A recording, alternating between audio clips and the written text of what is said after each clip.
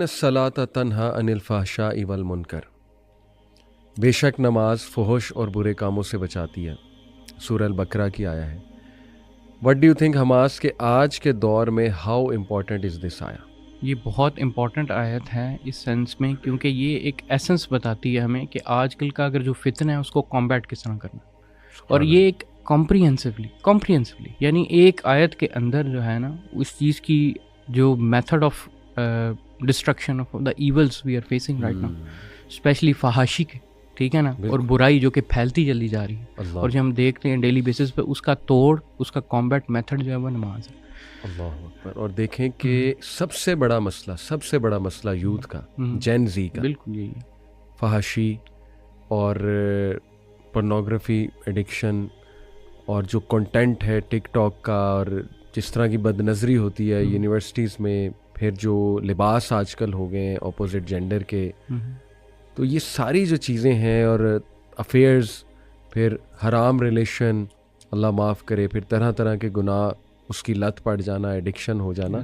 तो what a solution, यानी इन्न सलात तन्हा अनिल फ़हशाइ वल मुनकर, यानी अल्लाह सुब्हान तआला ने एज इफ के स्टेटमेंट, वो चैप्टर ही क्लोज कर दिया कि दिस इज़ इट, यही है सलूशन। नमाज के करीब आओ और देखो कि तुम्हारी नमाज तुम्हें फ़ुहुश और बुरे कामों से बचाती है। बिल्कुल ऐसे ही।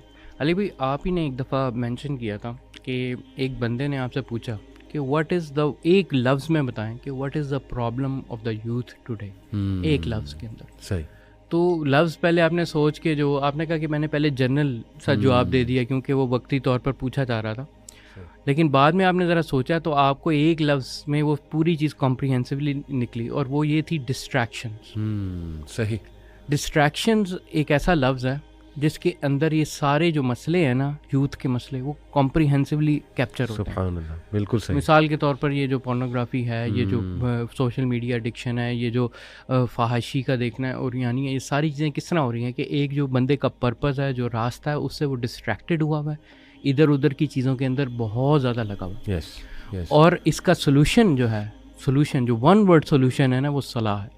अल्लाह क्यों? क्योंकि देखें, अगर आप देखें आपका फोकस मैनेजमेंट, सही, आपकी जो स्पिरिचुअल मैनेजमेंट, ठीक है, आपकी फहाशी से जो आपको बचाना, आपको बाकी यानी वो स्ट्रेंथ मिलना जिससे आप फहाशी से बच सकें। यानी अब अगर वन वर्ड एनालिसिस करें तो एक तरफ डिस्ट्रैक्शन है जो ईवल है यूथ के लिए, और उसका सोल्यूशन जो है वो सलाह है।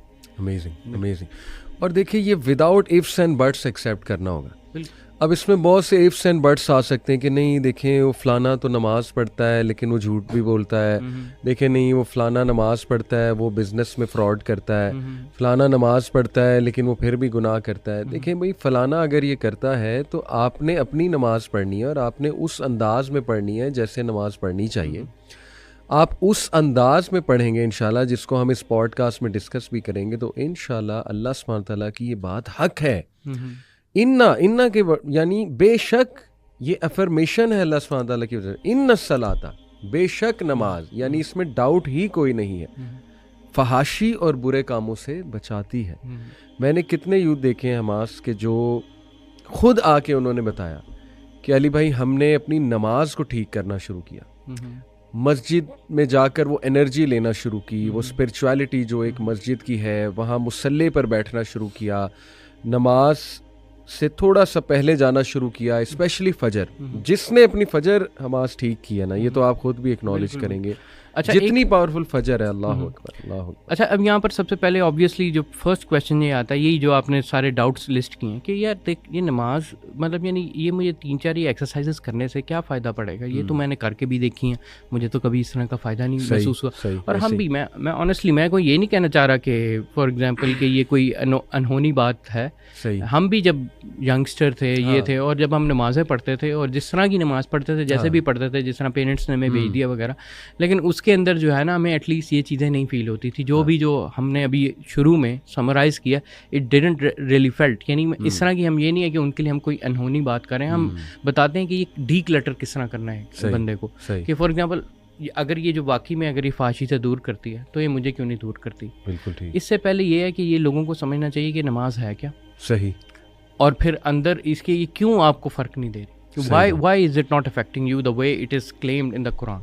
वेरी गुड, यही बात हम इंशाल्लाह डिस्कस करेंगे।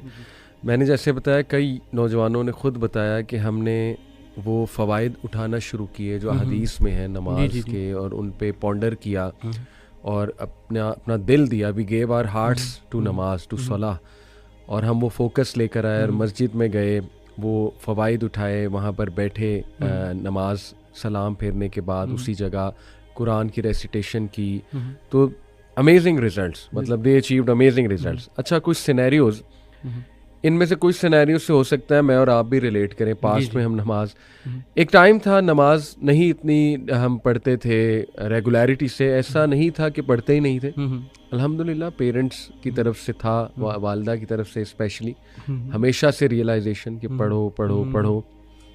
मेरा तो वक्त भी माशाल्लाह बचपन में मेरे घर के बिल्कुल सामने मस्जिद थी, बिल्कुल सामने, फैसलाबाद की मैं बात कर रहा हूँ, तो वो भी एक बड़ा एज था। बहरहाल अक्सर ऐसे भी होता था, हम क्रिकेट खेल रहे होते, जब मैं 7-8 क्लास में था, गली में मगरिब की नमाज होती थी, हम क्रिकेट खेलते रहते थे। अक्सर ऐसे हुआ, अल्लाह माफ़ करे, बुज़ुर्ग गुजरते हुए घूरियाँ मारते थे, कुछ डांट भी देते थे, कुछ बात भी करते थे, हम कहते थे नहीं नहीं अंकल अभी आए। वही जैसे आजकल बिल्कुल टिपिकल आपने स्टोरी बताई है। ये मैं ना रहता था अल्लामा इकबाल मेडिकल कॉलेज की कॉलोनी है वहाँ पर ना, तो यानी जना हॉस्पिटल के साथ, तो वहाँ पर भी ना ग्राउंड और मस्जिद और ये सारा सिनेरियो वही है। और वहाँ पर एक बहुत खूबसूरत अंकल होते थे, ही वॉज वेरी एजेड, ठीक है ना, और वी ऑल न्यू हिम, ठीक है, and the reason we knew him कि क्योंकि वो यही करते थे। अब एक साथ पार्क है और पार्क के आगे मस्जिद, यानी एक घर हमारे इधर है, बीच में पार्क है और आगे मस्जिद है। अब वो जो पार्क के रास्ते में आता है, हम सारे उधर होंगे, ठीक है, अब उन्होंने आके ना आवाज़ लगानी है कि आ जाओ, ये करो वो करो, और हम भी जो है ना अंकल कभी कभी ग्राउंड में आ जाना उन्होंने, और हमसे बात करना कि आ जाओ, अच्छा अंकल कर लेंगे, ये है वो है वगैरह वगैरह। कुछ एक आध दो चार कभी कभी वो आ भी जाते थे साथ, ऐसे लेकिन जो है ना वो ये बड़ी कॉमन स्टोरी है, ऑलमोस्ट हर दूसरे यंगस्टर की है। बल्कि मेरे एक दोस्त तो बहुत ही अजीब और आउट ऑफ द ब्लू एक एक्सक्यूज़ देता था। मेरा एक दोस्त था, आजकल वो मीडिया में है, खैर नाम नहीं लूँगा, तो उसने कहना अंकल को, जब भी वो अंकल उसे कहते थे नमाज़ पढ़ो, तो उसने कहना कि अंकल देखें मेरा अल्लाह से कुछ और ही ताल्लुक़ है, तो आप जो है ना हमारे बीच में ना आए, मेरा जो है ना अल्लाह ताला से मेरी कुछ और सेटिंग है। तो बहरहाल क्या सेटिंग होती थी वल्लाहु आलम, और आजकल भी कुछ लोग कहते नहीं मेरी अल्लाह से एक स्पेशल सेटिंग है। तो कौन सी सेटिंग है भाई, हमें भी बता दें, जो सहाबा को नहीं मिली, जो प्रॉफेट देखें, नबी पक्के नमाजी, सहाबा पक्के नमाजी, हमारे इस्लाफ पक्के नमाजी, तो ये कौन सी सेटिंग है जो उन्हें मिल गई बाकियों को नहीं मिली।